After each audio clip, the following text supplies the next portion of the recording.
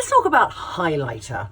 How many of you feel confident with the application of highlighter? When I was developing the right light at Trinny London, it was so important for me to see what was around and think, I don't want to be hit by a highlighter. I want it to subtly, when I move my face, that you catch that wonderful reflective glow. And that's why it's called the right light, because I always thought whenever I'm with a friend and we might be doing a picture, the kind of classic thing you say is, am I in the right light?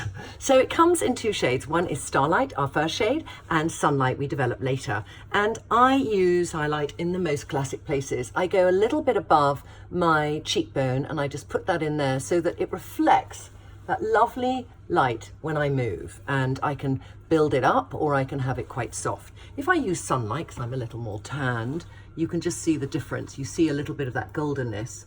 And if I'm slightly pale for Sunlight, I tend to place it near my blusher and contour. And then I just get a slightly different look. I feel a bit weird doing this, but you can just then see the light.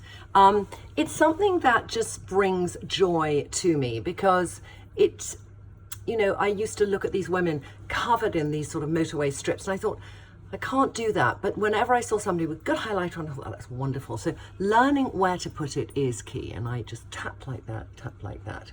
You can also, if you haven't bought BFFI, which is a wonderful product for under your eyes, what I sometimes do as well is I mix my highlighter, Starlight, with a little bit of my foundation, because there's this little bit in the corner of your eye which is very important to get some light reflection in, just in here, especially for me, especially if you have a deep set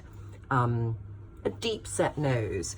You want to kind of broaden your eyes and make them seem wider set, and if you just go in there with a tiny little brush like that, you just get that little tweaky, sneaky bit of highlighter. So I usually go in with the brush and then I just pat down with my finger to soften it. I try not to go into the tear duct, but it's a nice way to use a highlighter. And then if I'm doing a full makeup look in the evening, I might take Sunlight here and just put that sort of coming out of my makeup, like sort of like that.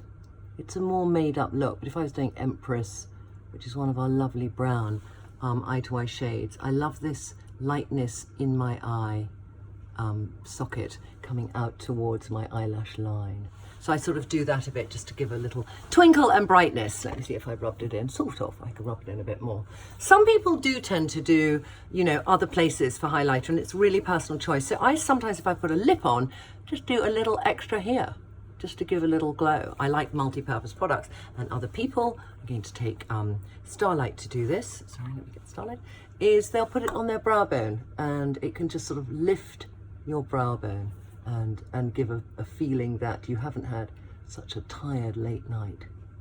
I tend to do that when I feel my brows are drooping a bit, so you see the lift compared to low. But it does actually work, and I love that. Other people, if they have a different shape of face, they could put it on their temples. I don't, because I have a long face. But if you have a broad face, you can put it on your temples here, and it changes and gives your face shape and contour. But generally for me, I'm a bit of a above the cheekbone girl like that. And like many of our products, you could probably do it without looking in a mirror, because it's just so easy to apply with your fingers and gives such a lovely effect that isn't too strong. Consider in your life a little bit of highlight, the right light. Consider in your life a little bit of highlight with the right light.